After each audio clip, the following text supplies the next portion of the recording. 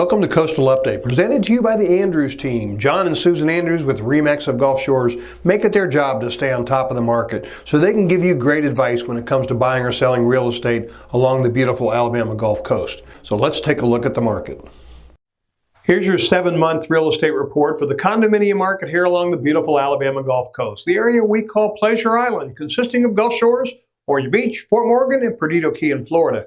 We've gathered all the data from the Ballin Realtors database, so let's take a look at the market. This chart shows inventory, a number of condos that are active on our market. And on August the 1st, that stood at 947, one of the lowest numbers we've seen in several years.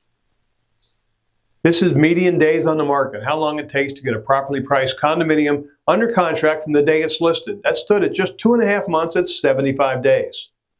As you can see, we had a dip in July sales after the best quarter we've seen in several years, with 88 condominiums still changing hands in the month of July.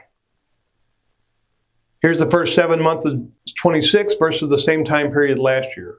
Total number of condos to sell was up 13% to 747. The average sales price grew 3% to $691. But we like to look at median, meaning half the sales were above and half were below. That number actually dropped 2% to $562,000. The median dollars per square foot stayed pretty much the same at $484 per heated and cooled square foot. Next, we measure demand by looking at how many condominiums are marked under contract or pending. And that number was down 17%, which can be expected after the stellar quarter we saw in the second quarter of 2026 at 106 units.